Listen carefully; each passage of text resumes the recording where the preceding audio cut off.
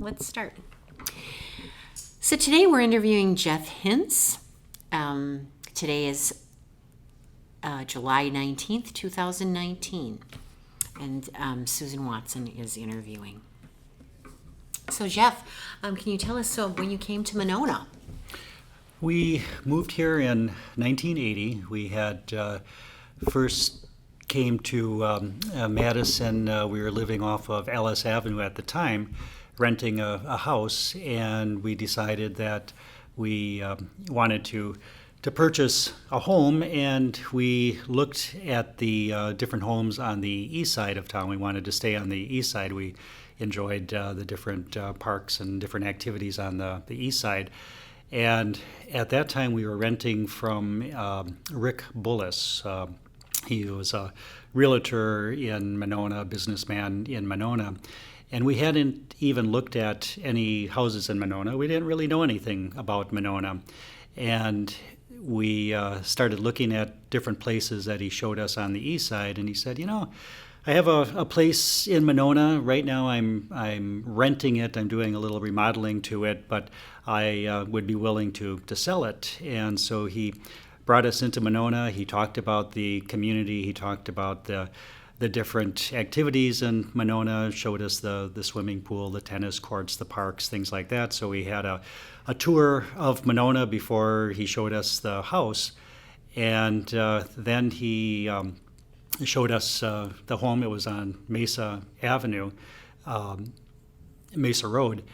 And, it was our price range. It was a smaller home, which we wanted to get started in with a family. And we liked it. We ended up purchasing it. We stayed there for 6 years. And then from there, we found a place right by Arrowhead Park on Toniwatha Trail. And so in '86, we moved from Mesa Road to the house on Toniwatha Trail across from Arrowhead Park. Wonderful. He's a good salesman. Yeah, that he was. So tell me about your neighborhood. Has it changed? And if so, how? It has changed. When we were there, the Stabels were the family that were, say, the historians for the neighborhood. And so when we met them, they talked about the different families that lived there, and they had talked about we were becoming the next generation. We had a young son at that time, and they talked about how they've seen different changes taking place, different families being at Arrowhead Park. And so over the years, they moved out, their family grew up, and then our family grew up and they moved out, our two kids. And we've also now have seen a number of other families moving in, starting families, and there's also, a number of neighbors in the area who have been there since the early 60s, and I see them as the true historians for the neighborhood who can really share the stories of the changes that they have seen both in the community, the changes that they've seen with families coming in. For us, we've been here since '80, so 39 years, but you start looking back at people who have been here since the 60s, and to me, they are the ones that really have the history and the knowledge of a variety of changes that have taken place. Mm-hmm. Well, what is something that you would tell, or you do tell to your new neighbors, people moving into Monona? Well, I think one of the things that I share with new neighbors would be the robust website that Monona has, and that they need to go to My Monona, and they should click on the various committees and various things that they have an interest in. And I think Monona does a great job at being able to share information with people who live here, both about meetings that are coming up with agendas, with past minutes, also alerts that people may be interested in knowing about. Just various updates of different types of things. So I think that's one of the main things that I talk to them about.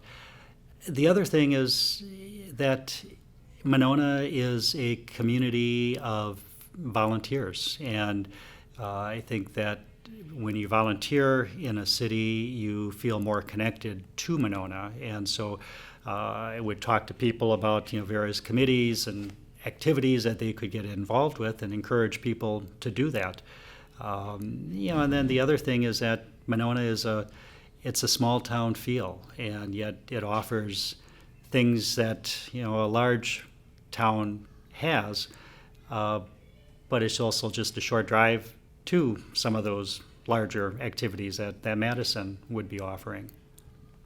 Have you ever thought about living elsewhere? No, we're happy with where we are at. We have been in our current house since '86. We have remodeled everything in the house except for one bathroom, and so we have no interest in moving. We've always, my wife and I have said that when we move, we'll be on a gurney being hauled out of the house. Oh, okay. And your kids know about that, right? Oh, yeah, that's right. Okay. Have you ever? Is there any other changes that were significant, maybe that you've seen, either through businesses, neighborhood, or other? Well, That strikes you.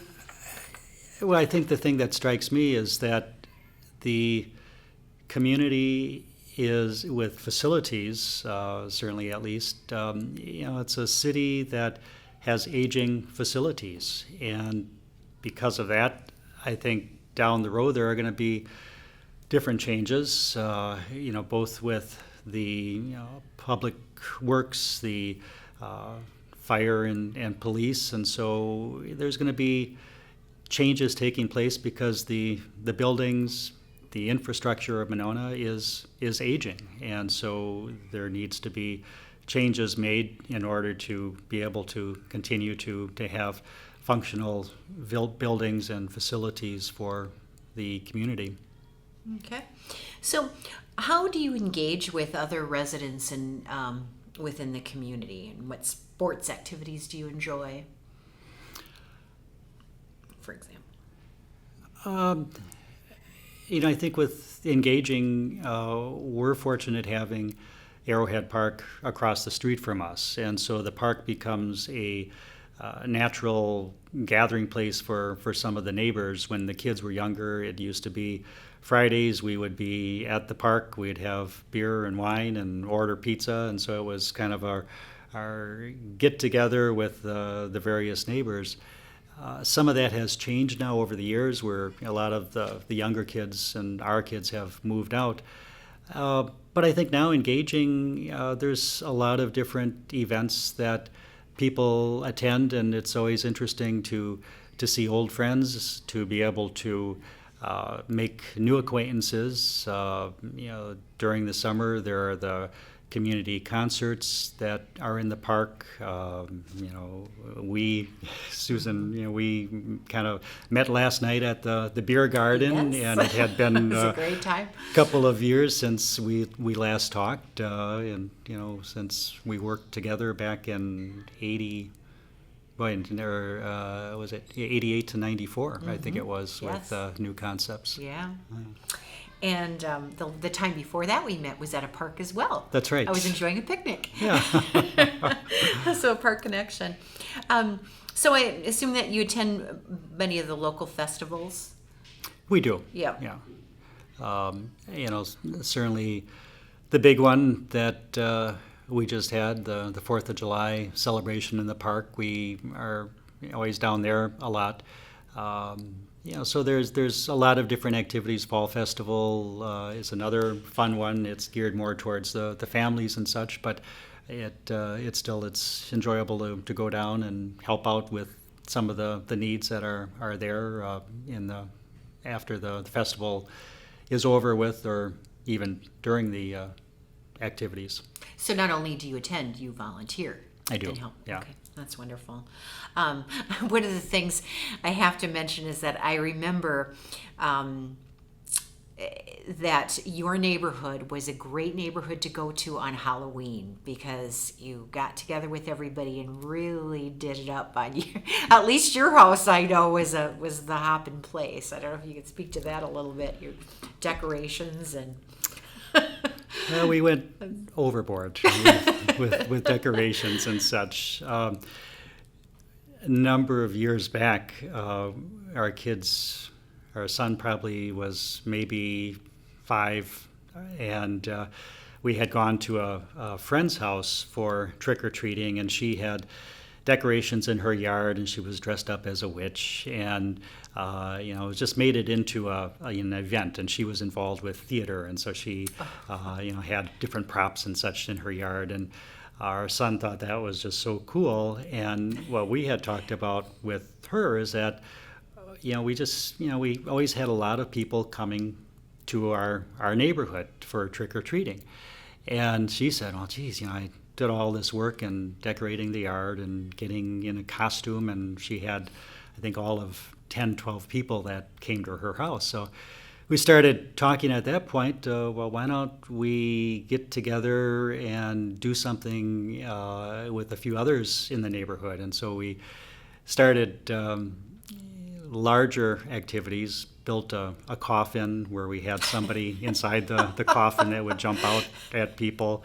A friend of ours is a beautician, and she was teaching at MATC, and so she had a number of the different mannequin heads, and so we had probably 40 mannequin heads that we were able to incorporate.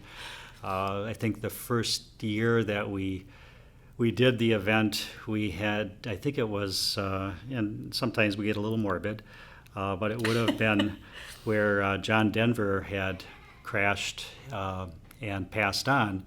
And so we had a kind of a theme with, we built a kind of a ultralight plane in the yard, and we had John Denver music playing, and we had a skeleton water skiing behind the airplane that was down.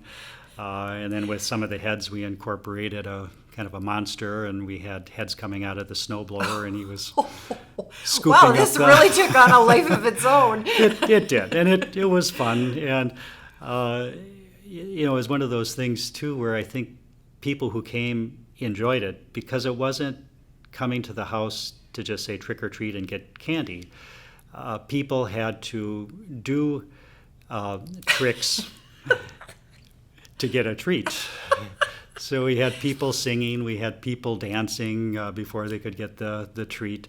We were entertained as much as I guess they were entertained by things that we did, and so it was fun. And we had a lot of fun memories with it also. And I think 2 of them would have been. One year, our friend had dressed up as the bride of Frankenstein, and he was sitting on a park bench that we had, and he was sitting still, and these 2 girls came up to him, and they thought he was a mannequin, didn't realize it was Jimmy, and all of a sudden he just jumped out at them, and they dropped their bags of candy, they screamed, they ran out of the yard. And so then the next year, what we did is we decorated a mannequin just like he looked. And I was on our porch coming out, ready to get the lights turned on, and I noticed these 2 girls who were kind of sneaking up on the mannequin. And I could overhear them saying, "That's him.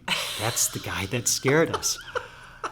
And they snuck up behind. They screamed at the mannequin, shook the shoulders of the mannequin. The mannequin's head fell off.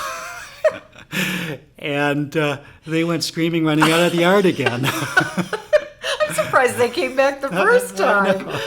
And then another time, it wasn't Halloween, but wife Wendy was bringing a babysitter over, And she pulled into the driveway, and it was a new babysitter.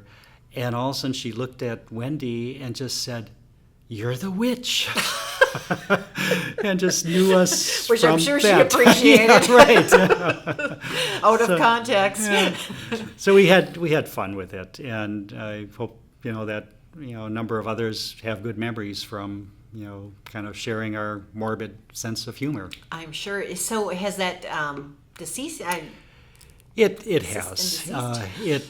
It took a lot to get it set up and organized, and the kids helped. And as the kids got older, they weren't that interested in doing it, and so it just came to a point where it's a lot of work. We'll just go back to the door, handing out treats and saying, "Oh, what a great costume you have."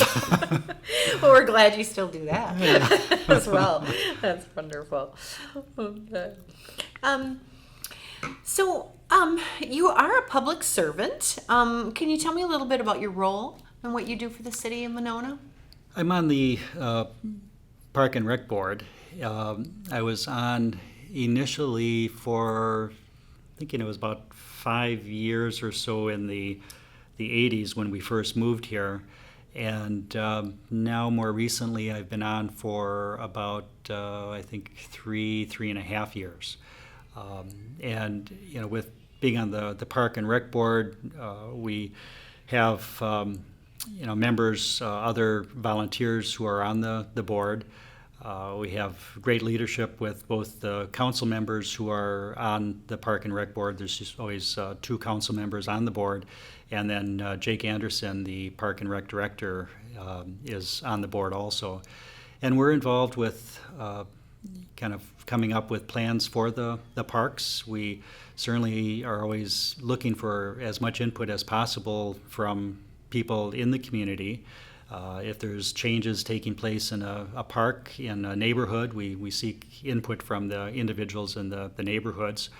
We work on the budgets. Capital budget is certainly one of the things that we work on. There's never enough money for what we would like to be doing, but we also have had some great opportunities to really develop and improve on the parks. And a lot of the changes for parks are to make them safer, so that the fall surfaces, the equipment are pieces that when kids are playing on them, they won't get hurt. I always think back, again, we've been in Monona since '80, and Arrowhead Park had, it was a teeter-totter with pinch points on it. We had a climbing apparatus with concrete underneath it, and there certainly were bumps and scrapes and cuts and such, and so it's nice to see that the parks continue to improve and continue to be safe for the kids and families to utilize. We've definitely become more safety conscious. We all have. As a society. That's wonderful. So what would you say is your biggest, greatest accomplishments on the park board? Well, I think, with being on the board, it's a group of others. And so it's something that all of us work together on to be able to make various changes. So I don't think there's certainly just one thing that I would say that I had any impact on. It's the overall committee that makes the changes and makes the improvements. So I think that everyone who has been on the park board over the years, I think everyone has a feeling of pride of just seeing the improvements that have taken place at the various parks. I think one of the things that has impressed me is just the vision that some of the earlier, say, founding individuals of Monona had to be able to develop park spaces. Arrowhead Park was developed in 1947, and it took a vision for people to decide they wanted a park in that location versus more houses. Winnequa Park used to be a dump, and there used to be a creek that flowed through, and it would have been, I think, in the late 50s, early 60s, when the council, the mayor, others decided that they wanted to make that into a community park, and spent money and time to dredge it out, to reseed it, to add ball fields and such, and now it's an amazing community park where the 4th of July festival and so many other festivals take place. And so I think I'm always impressed with the vision that early founders had to set aside property to create and develop park spaces, and I think that's one of the things that make the quality of life what it is in Monona, is having the green spaces, having the number of parks that we have in a community our size. What are your most recent projects with the parks? We the Schluter Park, a lot of development there. It used to be a park that had bathrooms that nobody wanted to use. They were in terrible condition, so there's a new park shelter there, new park equipment. Dredging has taken place to really improve that. Boat launches have floating piers now for launching, so when water levels do go up, the floating piers are still usable. Wildhaven Park is a park that has been developed. We have a observation deck there, steps going down to a pier, and a nice sitting area for people to enjoy just sunsets, as well as when the annual Shake the Lake event takes place. It's a great viewing park for that. Oneida Park has had different things, improvements made. So there's a lot of different park improvements over the years. Is there anything that you would like to see for the future? Do you have any vision about the parks in Monona? Well, I think everyone has their ideas, their visions for the parks. Winnequa Park is, again, as I said, it was created years back, and it's a park that has a lot of green space, and so I think that's something that we're in kind of planning processes now to improve on that. Certainly other parks have some older equipment, and so the different equipment pieces are going to be changed. Woodland Park is going to be seeing some changes over the next couple of years. Several residents, John Traver, Peggy Traver, have been instrumental in doing incredible amounts of work at Woodland Park, and it definitely shows with the energy and the efforts that they've put into it. And I think probably the next year to 2 years, there's going to be some other improvements with the trails and making it more available and easier to get to for other people, improving a parking space in that area, being able to connect that a little bit easier to the Leopold Center. So I think there's a lot of different types of tweaks and changes that'll be taking place. Well, excellent. Good work thus far. We're enjoying the Monona Parks. Thank you. Mm-hmm. Anything else you'd like to share today, Jeff, about your time in Monona? Well, I think, again, I would just like to reiterate that Monona is certainly a community of people who have a willingness to work with others, to be able to volunteer for different activities, and it creates the community that we live in.